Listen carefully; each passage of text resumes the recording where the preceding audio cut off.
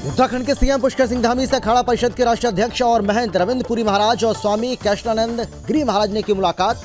धर्मांतरण पर कड़ा कानून बनाए जाने पर संत समाज ने मुख्यमंत्री धामी का जताया आभार।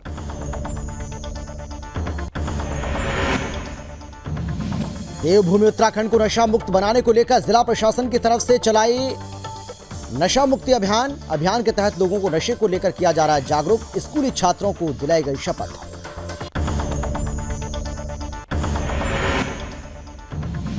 पौड़ी गढ़वाल में बिजली के पोल से गिरकर गंभीर रूप से घायल हुआ संविदा कर्मी। स्थानीय लोगों ने कराया अस्पताल में भर्ती। संविदा कर्मी का इलाज जारी।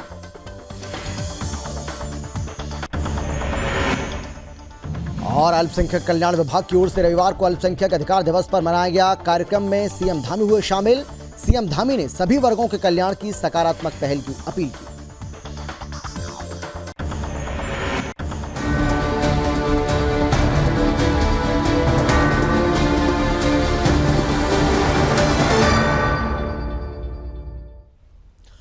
नमस्कार, आप देख रहे हैं सुदर्शन न्यूज और मैं हूं आपके साथ अमित शर्मा। वक्त है अपना उत्तराखंड का, जिसमें सबसे पहले हम बात करेंगे उत्तराखंड के मुख्यमंत्री पुष्कर सिंह धामी की, जिन्होंने रविवार को मुख्यमंत्री आवास में अखिल भारतीय अखाड़ा परिषद के राष्ट्रीय अध्यक्ष, मनसा देवी मंदिर ट्रस्ट के अध्यक्ष और निरंजी पंचायती अखाड़ा के सचिव महंत श्री रविंद्र पुरी महाराज और निरंजी पंचायती अखाड़े के आचार्य महामंडलेश्वर स्वामी कैलाशानंद गिरी महाराज ने मुलाकात की है। इस दौरान उन्होंने प्रदेश में धर्मांतरण पर कड़ा कानून बनाए जाने पर संत समाज की ओर से मुख्यमंत्री का आभार भी व्यक्त किया। इस बीच सीएम धामी ने कहा है कि देवभूमि में धर्मांतरण पर रोक के लिए प्रभावी व्यवस्था की जानी आवश्यक है। उन्होंने कहा कि इसका पूरा देश में अच्छा संदेश भी जाएगा। मुख्यमंत्री ने संत समाज से प्रदेश के विकास के लिए अपना आशीर्वाद देने की भी अपेक्षा जताई।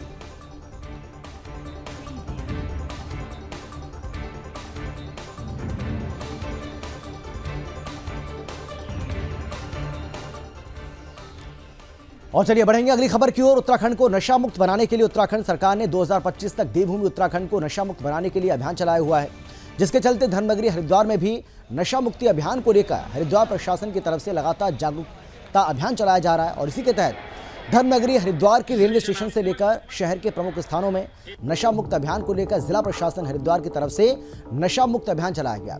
इस दौरान नशा मुक्त अभियान को लेकर स्कूली छात्र छात्राओं को शपथ दिलवाई गई, साथ ही जन जागरूकता रैली भी निकाली गई। इस दौरान हरिद्वार के जिलाधिकारी और एसएसपी ने हरी झंडी दिखाकर जागरूकता रैली को रवाना किया। वहीं जिलाधिकारी विनय शंकर पांडे का कहना है कि उत्तराखंड सरकार का 2025 नशा मुक्त अभियान चला रहा है, जिसके तहत रैली निकालकर जनता को जागरूक भी किया जा रहा है। वहीं हरिद्वार के एसएसपी अजय सिंह का कहना है कि ड्रग्स फ्री अभियान सरकार की तरफ से चलाया जा रहा है, जिससे कि स्कूली बच्चों के माध्यम से जनता जागरूक हो सके। सृजनात्मक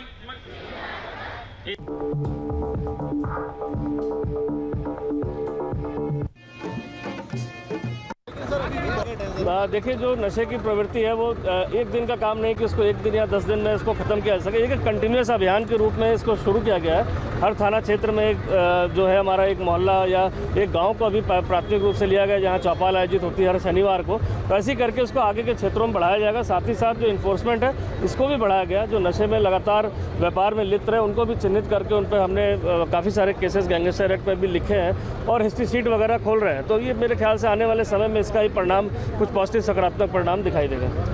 वर्ष 2025 तक इस देवभूमि को नशा मुक्त करने के लिए एक संकल्प लिया है और उसी कड़ी में जनपद हरिद्वार में हम लोग पिछले 15-20 दिनों से एक नशे के विरुद्ध एक अभियान पुलिस और प्रशासन ने मिलकर छेड़ रखा है। नशे के प्रचलन को रोकने के लिए सबसे बड़ा जो आवश्यक कदम होता है वो है कि जन जागरूकता।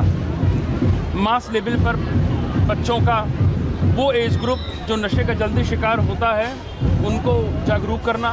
उसी कड़ी में आज हम लोगों ने एक बहुत विशाल रैली निकाली है और ये रैली लगभग पूरे शहर में घूमेगी, जन जागरण करेगी। साथ ही साथ इस बात का हम लोगों ने शपथ भी दिलाई है।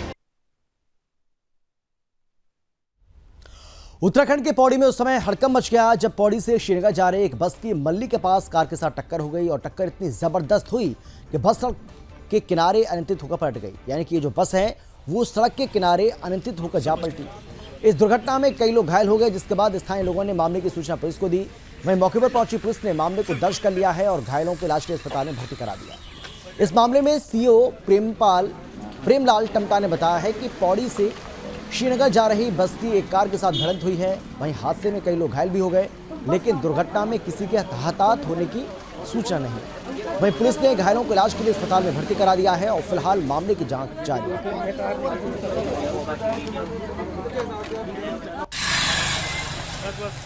इस मामले में सीओ प्रेमलाल टमटा ने बताया है कि पौड़ी से श्रीनगर ये बस जा रही थी और बस की एक कार के साथ ये जोरदार भिड़ंत हुई है। इस हादसे में कई लोग घायल हुए हैं, लेकिन अच्छी बात यह रही है कि इस दुर्घटना में, इस एक्सीडेंट के दौरान किसी के हताहत होने की कोई खबर अब तक नहीं मिली है। हालांकि पुलिस ने घायलों को इलाज के लिए अस्पताल में भर्ती करा दिया है, जहां पर उनका इलाज चल रहा है और फिलहाल इस पूरे मामले की जांच भी चल रही है।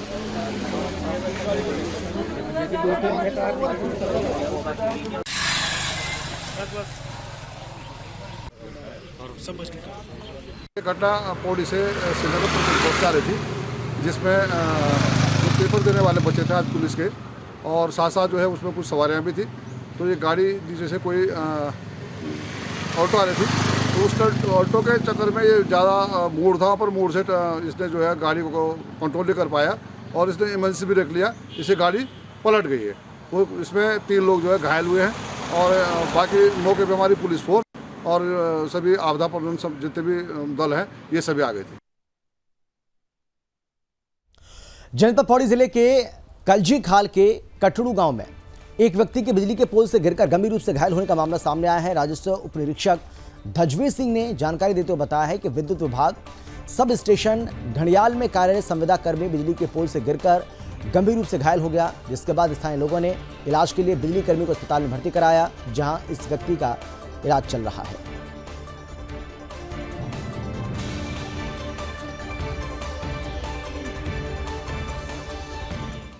ये पेशेंट रेफर होके आया था सामुदायिक CHC घड़ियाल से, करीब 7 बजे हमारे यहाँ इमरजेंसी में आया और इसे हिस्ट्री थी पोल, मतलब जो बिजली का पोल होता है उससे गिरने की, करंट लगने की नहीं, बिजली के पोल से ये गिरे थे और यहाँ पे आए करीबन 7 बजे इनको रेफ़र किया था और इनको कोई ना हिस्ट्री लॉस ऑफ कॉन्शियसनेस की हिस्ट्री नहीं थी, कोई झटके की हिस्ट्री नहीं थी, कोई वॉमिटिंग वगैरह की हिस्ट्री नहीं थी, लेकिन इनके छाती में 2-3 हड्डियाँ टूट चुकी थी, 2nd और 3rd रिब, और पीछे जो स्पाइन है वो T9 और L3 फ्रैक्चर हो चुका था और नीचे दोनों पैर चल नहीं पा रहे थे, दोनों पैराप्लेजिया हो गया।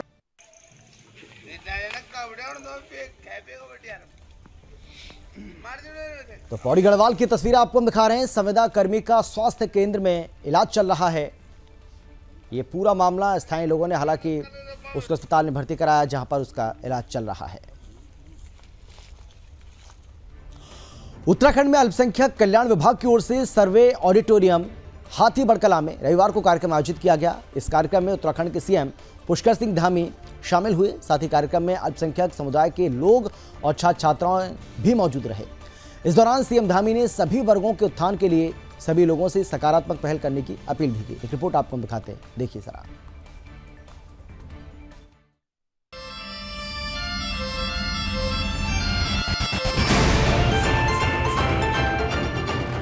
अल्पसंख्यक अधिकार दिवस पर कार्यक्रम आयोजित किया गया, जिसमें मुख्यमंत्री पुष्कर सिंह धामी ने सभी वर्गों के उत्थान के लिए सभी लोगों से सकारात्मक पहल करने की अपील की है। उन्होंने कहा है कि प्रधानमंत्री नरेंद्र मोदी के नेतृत्व में देश काफी तेजी के साथ प्रगति कर रहा है। आगे मुख्यमंत्री पुष्कर सिंह धामी ने कहा कि ये दिन देश की अखंडता और एकता के संरक्षण व संवर्धन के लिए मौलिक कर्तव्यों को याद करने का दिन है। सीएम धामी ने कहा कि न कोई अल्पसंख्यक हो और न ही बहुसंख्यक, सबकी दीवार एक होनी चाहिए। इस मौके पर मुख्यमंत्री ने कांग्रेस पर हमला भी बोला। उन्होंने कहा कि पहले की सरकारों की तरफ से सिर्फ वोट लेने के लिए अल्पसंख्यक समाज के साथ खिलवाड़ किया जाता था और अब देश में अल्पसंख्यक समाज का प्राथमिकता से विकास कर उसे आगे बढ़ाने और शिक्षित व सशक्त करने का कार्य लगातार किया जा रहा है। केंद्र और राज्य सरकारें अल्पसंख्यक वर्ग के कल्याण व उत्थान के लिए कार्य कर रही है। सीएम धामी ने कहा कि पहले के समय में विकास योजनाएं केवल कुछ लोगों के लिए ही होती थी, लेकिन अब प्रधानमंत्री नरेंद्र मोदी के नेतृत्व में सभी वर्गों के उत्थान के लिए कार्य किया जा रहा है। सभी विकास योजनाएं हर वर्ग के लिए, हर व्यक्ति के लिए शुरू की जा रही है और इससे देश का चहुमुखी विकास हो रहा है। मैं सबसे पहले तो आज अल्पसंख्यक जो अधिकार दिवस है उसकी सभी को बधाई देता हूँ, शुभकामनाएं देता हूँ। आज हमारा देश माननीय प्रधानमंत्री मोदी जी के नेतृत्व में हर वर्ग के उत्थान के लिए काम कर रहा है और पहले के समय में विकास योजनाएं केवल कुछ लोगों के लिए होती थी, तुष्टीकरण के लिए होती थी। आज जो माननीय प्रधानमंत्री मोदी जी का मंत्र है सबका साथ, सबका विकास, सबका विश्वास और सबका प्रयास, इस आधार पर योजनाएं हो रही हैं और हर वर्ग के लिए आज योजनाएं चल रही हैं। हर वर्ग के उत्थान के लिए काम हो रहा है और संपूर्ण देश के संपूर्ण रहने वाले सभी निवासियों के लिए, सभी नागरिकों के लिए लगातार इस दिवस पर काम हो रहा है। इस दिवस पर सभी के उत्थान का हम लोगों ने संकल्प लिया है। सभी के लिए शुभकामनाएं। सुदर्शन न्यूज से प्रीति झा की रिपोर्ट।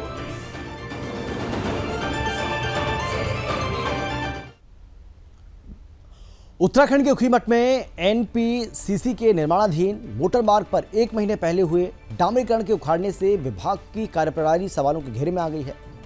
आपको बता दें कि मोटर मार्ग पर 1 महीने पहले हुई डामरीकरण के उखड़ने से स्थानीय जनता में आक्रोश बना हुआ है। 3 साल पहले शुरू हुए मोटर मार्ग का निर्माण कार्य हमेशा विवादों में रहा है। बीते 3 सालों में मोटर मार्ग का निर्माण कार्य धीरे से होने और मोटर मार्ग निर्माण में गुणवत्ता की जो दर है उसको किनारे किए जाने से ग्रामीण कई बार एनपीसीसी के खिलाफ आंदोलन भी कर चुके हैं। इस मामले में ग्रामीणों का कहना है कि विभागीय अधिकारियों की अनदेखी के चलते सड़क का डामरीकरण सही से नहीं हो पाया और तभी इतनी जल्दी मोटर मार्ग की यह हालत हो गई है। फिलहाल ग्रामीणों ने मांग करते हुए फिर से सड़क डामरीकरण की मांग की है।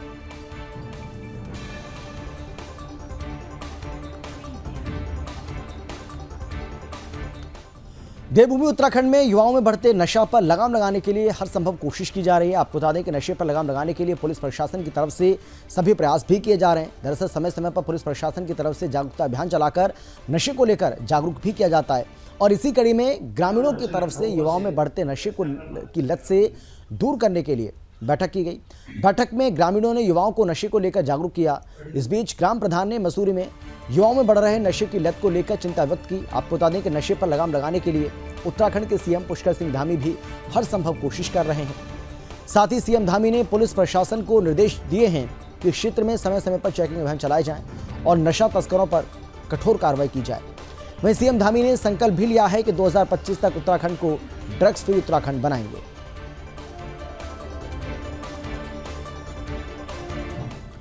ऊधम सिंह नगर जिले के किच्छा में व्यापार मंडल पदाधिकारियों के बीच में चल रहा विवाद लगातार तूल पकड़ता जा रहा है और इसी कड़ी में प्रांतीय उद्योग व्यापार मंडल के निर्वाचित अध्यक्ष के खिलाफ महामंत्री और कोषाध्यक्ष ने मोर्चा खोल दिया। आपको बता दें कि महामंत्री और ग्रामीणों ने व्यापार मंडल के अध्यक्ष पर मनमानी किए जाने का आरोप लगाया। इस बीच महामंत्री और कोषाध्यक्ष ने अपने पद से इस्तीफा दे दिया। आपको बता दें कि 2 दिन पहले व्यापार मंडल अध्यक्ष ने कार्यकारिणी का विस्तार करते हुए पदाधिकारियों की घोषणा की थी। कार्यकारिणी विस्तार कार्यक्रम की सूचना न देने और सक्रिय व्यापारियों को कार्यकारिणी में सम्मान न देने का आरोप लगाते हुए व्यापार मंडल महामंत्री और कोषाध्यक्ष ने व्यापार मंडल अध्यक्ष पर तमाम गंभीर आरोप लगाए। वहीं जिला महामंत्री के माध्यम से महामंत्री और कोषाध्यक्ष ने जिला अध्यक्ष को इस्तीफा प्रेषित कर दिया। फिलहाल दोनों पदाधिकारियों के इस्तीफे दिए जाने के बाद व्यापार मंडल पदाधिकारियों का विवाद बढ़ता जा रहा है। फिलहाल मामले में जांच जारी है। मनमानी बंद करो, बंद करो, मनमानी बंद करो, बंद करो, तानाशाही। उत्तराखंड के चमोली में पुरानी पेंशन बहाली को लेकर कर्णप्रयाग में कर्मचारियों ने धरना प्रदर्शन किया। इस दौरान भारी संख्या में कर्मचारी मौजूद रहे। इस मौके पर कर्मचारियों ने नारेबाजी करते हुए अपनी मांग भी रखी। साथ ही कर्मचारियों ने पुरानी पेंशन बहाली की मांग की। इसके साथ ही कर्मचारियों ने कहा कि हमारी मांग को सरकार जल्द पूरा करे, नहीं तो आगे हम उग्र आंदोलन करने को मजबूर होंगे।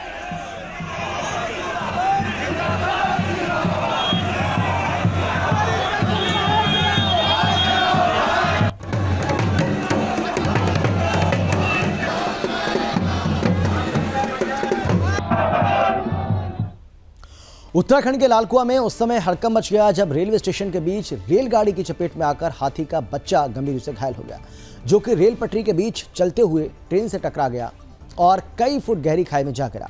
वहीं स्थानीय लोगों ने मामले की जानकारी पुलिस को दी, वन विभाग को भी दी। मौके पर वन विभाग ने पंतनगर विश्वविद्यालय से पशु चिकित्सक और वन विभाग के पशु चिकित्सक को टीम को मौके पर बुलाया। फिलहाल हाथी का रेस्क्यू कर लिया गया है, वहीं पशु चिकित्सक घायल हाथी का इलाज कर रहे हैं।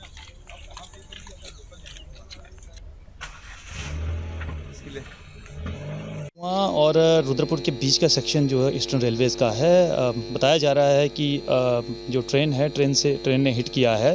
एक छोटा बच्चा है हाथी का, लगभग 2-2.5 साल का होगा।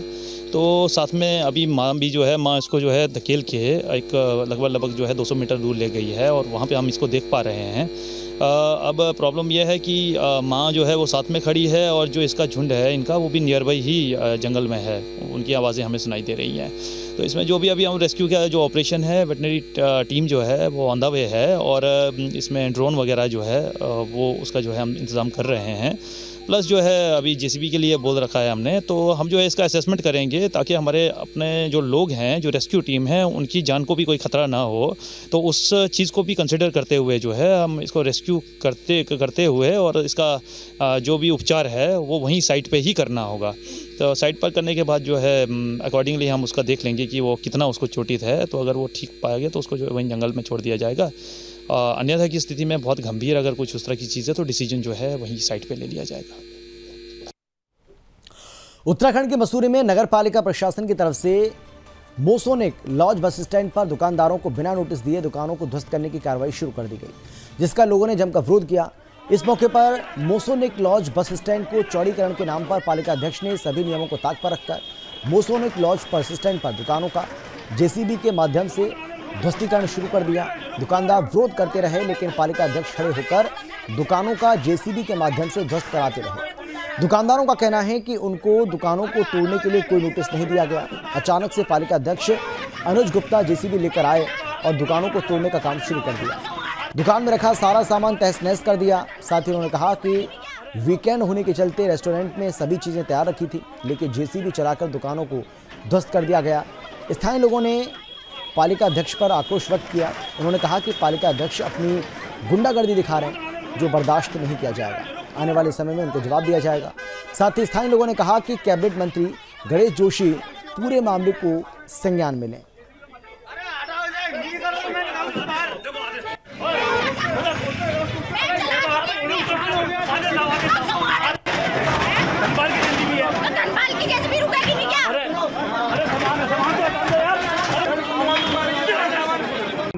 सर ये तो हिटलर से भी बुरा हो गया ना। हिटलर भी कम से कम रूल तो फॉलो करता था। यहाँ तो वो है कि मैंने ही रूल बनाया, अब मैंने कोर्ट में गया, कोर्ट ने कुछ स्टे लगाया, उसके बाद ये कि नहीं है सैटरडे चूज़ करा, 2 बजे के बाद कोर्ट बंद हो गया तो हाँ मेरी मन चली है, मैं तोड़ दूंगा। मतलब कोई वैल्यू तो होनी चाहिए। जुडिशरी की वैल्यू नहीं है यहाँ पे, तो फिर क्या चलेगा बताओ। इस बंदे को अगर कल की डेट में एमएलए बना देंगे तो वो और बुरा हाल कर देगा यहाँ का। और क्या मानते हैं कि पालिका अध्यक्ष सामने होकर उसके कुछ लोग मिलकर आप लोगों का आपने देखा ही हाल कैसा मारने को, वो पूरा टैक्सी यूनियन को अपने साथ मिला के बैठा के पूरा लोगों को मारने काटने को तैयार हो गया। यहाँ पे इवन एक यहाँ के मेरी बीबी को कह रहा तेरे को तो हम उठवाते हैं, तेरे को उठवा दूंगा मैं। पुलिस कंप्लेंट करी है मैंने उसके ऊपर, बहुत कुछ करवा दूंगा मैं तेरे साथ, तेरे बच्चों के साथ। डीएम एसडीएम कोई संज्ञान नहीं ले रहा है। डीएम सर आप खुद सोचो ना, इतने टाइम से कोर्ट केस चल रहा सब कुछ। अगर डीएम एसडीएम की कोई चलती होती या तो बिके ना होते तो ये तो होता नहीं। आपको ये पता ये नहीं होता कि एक स्टे है, स्टे ऑर्डर दिखाने के बावजूद कि भाई स्टे ऑर्डर है, उसके बाद भी तोड़ रहे हैं कि हमें कोई फर्क नहीं पड़ता। एक ईओ कह रहा है कि मैं कोर्ट से ऊपर हूँ, ईओ कह रहा है हम इसे नहीं मानते, हमारे पास आदेश है हम तोड़ेंगे। मतलब एक जज के दिए गए एफिडेविट को कोई वैल्यू नहीं रखता। ये वैल्यू रखता है कि हाँ हमें नगर पालिका चेयरमैन ने आदेश दे दिए जो कि टेम्पररी है, अगले साल हट जाएगा। एक टेम्पररी कुर्सी की इतनी वैल्यू है, बकायदा एक जुडिशरी की कोई वैल्यू नहीं है। कोर्ट से ये लोग स्टे लेके आए थे, कल पता चला कि पालिका ने स्टे को वेकेट करवाया। लेकिन अगर वेकेट कराया तो कानून हमारा ये कहता है कि इनको तीसरी जगह इससे हाई कोर्ट में अपील करने के समय दिया जाए। लेकिन पालिका की गुंडागर्दी, वो अपना ध्वस्तीकरण तुरंत करने लगे, जबकि महिलाएं अंदर थी, हम लोग अंदर थे। ऊपर से पत्थर और छत गिर रहे थे, हमारे कहने के बावजूद भी वो नहीं रुके। शहर में इतना कुछ गलत हो रहा है, जैसे कि कई चीजें मैं बार बार उठाती रहती हूँ, उसके ऊपर कोई कार्रवाई नहीं, लेकिन आम आदमी को परेशान किया जाता है। मैं चाहूंगी जरा आप अपना कैमरा घुमाइए, चौड़ीकरण के नाम पे ये दुकानें तोड़ी जा रही हैं, लेकिन आप इधर देखिए ना, आप व्यवस्था तो बनाना ही नहीं चाहते। इस और सारी गाड़ियां खड़ी हैं। अगर व्यवस्था बनानी है तो एडमिनिस्ट्रेशन को मिलकर काम करना चाहिए और इनको सूचित करना चाहिए कि आपका स्टे वेकेट हो गया, अब हम इस पे कार्रवाई करना चाह रहे हैं, तो आपको इतना समय दिया जाता है ताकि ये अपील कर पाए आगे। कोतवाल को अगर पता नहीं होता तो इतनी सारी पुलिस कैसे खड़ी थी साथ में? उनको मैं बार बार ये कह रही थी कि आप इनके पास कोई लिखित ऑर्डर नहीं है, जेसीबी चल रही है, स्टे वेकेट हुआ है लेकिन तोड़ने के कोई आदेश नहीं है, तो ये जेसीबी कैसे चल रही है? लेकिन हमें बार बार ये कहा जा रहा था अध्यक्ष से बात कर लो, ऐसा लग रहा था अध्यक्ष सैलरी देता है पुलिस प्रशासन को भी। तो कहीं ना कहीं पूरी मिली भगत लग रही है। पूरी मिली भगत है। बिजली, आप बिजली विभाग से देख सकते हैं कि ऊपर से बिजली काटी जा रही थी, सारे विभागों को अपने उसमें विश्वास में लेके ये काम कराया गया कि जो, और वो भी अवैध तरीके से। तो ये गलत हो रहा है। मसूरी की जनता को समझना पड़ेगा, ऐसा व्यक्ति जो आज खुलेआम इतनी गुंडागर्दी कर रहा है और महिलाओं के ऊपर हाथ उठाया गया, पूरे के पूरे लोग हमें मारने आए हैं। जनपद टिहरी गढ़वाल के देवप्रयाग विधानसभा के ग्रामीण क्षेत्रों से कबाड़ के नाम पर सरकारी संपत्ति पर हाथ साफ करने वाला गिरोह राजस्व पुलिस के हत्थे चढ़ा है। आपको बता दें कि पूरा मामला देवप्रयाग विधानसभा के कीर्तिनगर ब्लॉक का है। यहां ग्राम प्रधान की तरफ से एसडीएम कीर्तिनगर को सूचना दी गई कि उनके इलाके में काफी लंबे समय से कुछ लोग सक्रिय हैं जो कबाड़ के नाम पर सरकारी पाइपों को चोरी कर ले जा रहे हैं। सूचना के बाद कार्रवाई करते हुए एसडीएम कीर्तिनगर ने राजस्व उप निरीक्षक को चेकिंग के लिए भेजा, जिसके बाद पाया गया कि जिस ट्रक में कबाड़ परिवहन होकर लाया जा रहा था उसमें कबाड़ के नीचे सरकारी पेयजल पाइपों को छुपाया गया था। ये पाइपलाइन ग्रामीण क्षेत्रों में पेयजल उपलब्ध कराने के लिए बिछाई गई थी। पूरे मामले को लेकर राजस्व उप निरीक्षक चिलेड़ी ने प्राथमिकी दर्ज कर ली है। वहीं क्षेत्र में इस तरह का कोई अन्य गिरोह भी सक्रिय है या फिर नहीं, इसकी जानकारी जुटाई जा रही है। फिलहाल मामले में आगे की कार्रवाई जारी है। इसमें जो हमारे घड़जी है वहाँ से आया था, ग्राम प्रधान की ओर से भी और कुछ लोगों द्वारा अवगत कराया गया था कि कुछ कबाड़ की आड़ में कुछ लोग कबाड़ दिखाते हुए कई बार जो हमारी सरकारी संपत्ति है, जैसे कि आपका पेयजल लाइनें बिछी हुई हैं, उनको भी काट करके उसको कबाड़ की आड़ में बेच देते हैं और वो पकड़ में नहीं आते हैं क्योंकि वो सामान उनका नहीं पकड़ में आता है। तो कल जब ये सूचना प्राप्त हुई जैसे ही, तो उनके द्वारा बताया गया कि इस तरह से उनके द्वारा काट करके बेचा जा रहा है। उसको हमारे द्वारा जो ट्रक था उसको ट्रेस करवाया गया। तो ट्रक का जो चेकिंग के दौरान हमने सामान वगैरह का पूरा तलाशी ली थी, उसमें कुछ माल बरामद हुआ था। तो उसको हमने अभी फ़िलहाल तो माननीय न्यायालय सिविल जज वहाँ पर उन्हें प्रस्तुत किया गया है और हमारा जो चिलेड़ी है, राजस्व निरीक्षक चिलेड़ी, उनके द्वारा तो प्राथमिकी दर्ज की गई है। तो अभी कार्रवाई गतिमान है वर्तमान में। नवंबर महीना गुजर जाने के बाद भी केदारनाथ धाम सहित केदार घाटी के ऊंचाई वाले इलाके बर्फविहीन होने से पर्यावरणविद खासी चिंतित हैं। नवंबर महीने से लेकर मार्च महीने तक बर्फबारी से आच्छादित रहने वाला भूभाग बर्फविहीन होना भविष्य के लिए शुभ संकेत नहीं है। मौसम के अनुकूल बारिश न होने से काश्तकार भी काफ़ी चिंतित हैं। एक रिपोर्ट आपको हम दिखाते हैं जिससे आप आसानी से समझ पाएंगे कि आखिर इस पूरे मामले को लेकर जो जानकार हैं वो क्या कहते हैं।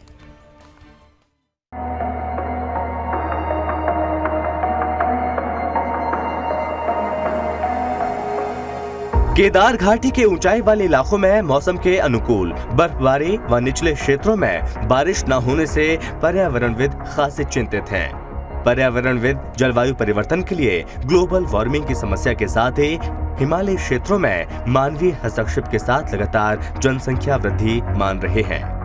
निचले क्षेत्रों में मौसम के अनुकूल बारिश न होने से काश्तकारों की फसलें खासी प्रभावित होने से भविष्य में काश्तकारों के सम्मुख 2 वक्त की रोटी का संकट खड़ा हो सकता है। इसलिए काश्तकारों को भविष्य की चिंता सताने लगी है। केदार घाटी के हिमालयी क्षेत्रों में मौसम के अनुकूल बर्फबारी न होने से भविष्य में सुरम्य मखमली बुग्यालों में उगने वाली बेशकीमती जड़ी बूटी कुखड़ी, माखुड़ी, जया विजया सहित दर्जनों प्रजाति विलुप्त हो सकती हैं। हर साल ग्लोबल वार्मिंग की समस्या में निरंतर इजाफा होना भविष्य के लिए शुभ संकेत नहीं है। विशेषज्ञों की माने तो ग्लोबल वार्मिंग की समस्या में निरंतर वृद्धि होना, हिमालय क्षेत्रों में मानवीय हस्तक्षेप, जनसंख्या में निरंतर वृद्धि होना और वाहनों के आवागमन में निरंतर इजाफा होने के साथ पर्यावरण प्रदूषण मुख्य कारण माना जा रहा है। बीते 1 दशक की बात करें तो नवंबर से मार्च तक हिमछादित रहने वाले भूभाग दिसंबर माह में बर्फबारी नहीं हुई, जिससे पर्यावरणविद खासी चिंतित हैं और साथ ही मौसम के अनुकूल बर्फबारी नहीं होने से इसे भविष्य के लिए शुभ संकेत नहीं मान रहे हैं। केदार घाटी के निचले क्षेत्रों में मौसम के अनुकूल बारिश न होने से काश्तकारों की गेहूं, जौ, सरसों की फसलें खासी प्रभावित हो गई हैं, जिससे काश्तकारों को भविष्य की चिंता सताने लगी है। तो अब केदार घाटी के ऊंचाई वाले इलाकों में मौसम के अनुकूल बर्फबारी व निचले क्षेत्रों में बारिश न होने से मंदाकिनी सहित सहायक नदियों के साथ ही प्राकृतिक जल स्रोतों के जलस्तर पर भारी गिरावट देखने को मिल रही है। आने वाले दिनों में अगर मौसम का मिजाज इसी प्रकार रहा तो अप्रैल से 20 जून तक भारी पेयजल संकट गहरा सकता है। सुदर्शन न्यूज से प्रीति झा की रिपोर्ट।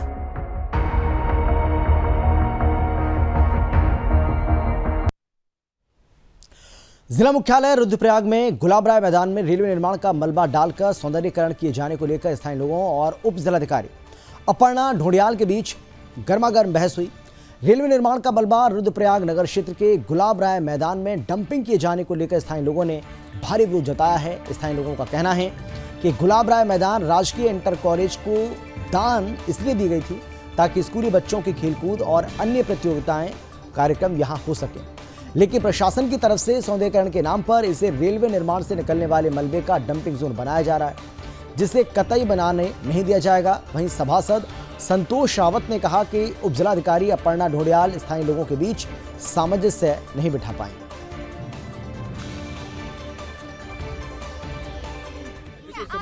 हमारा विरोध यही है कि हमारे खेतों में बिना हमारी मर्जी के बिना ये लोग डंपिंग जोन बना रहे हैं।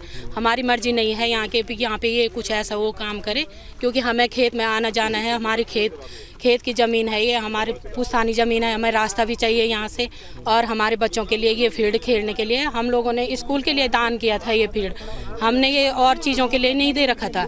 ये हमारे पूरे गाँव वालों ने, ये सब लोगों की ज़मीन है, हम लोगों की, ये हम लोगों ने सब ने ये दान कर रखा है स्कूल के बच्चों के लिए, ना कि हमने प्रशासन के लिए दे रखा है। और ये खेत हमारा है, इस खेत पे हमारा अधिकार है, वहाँ तक हमारी ज़मीन है और रास्ता चाहिए हमें। और इसी के साथ अपना उत्तराखंड में फिलहाल इतना ही, लेकिन देश और दुनिया की बाकी खबरों के लिए आप देखते रहिए सुदर्शन न्यूज।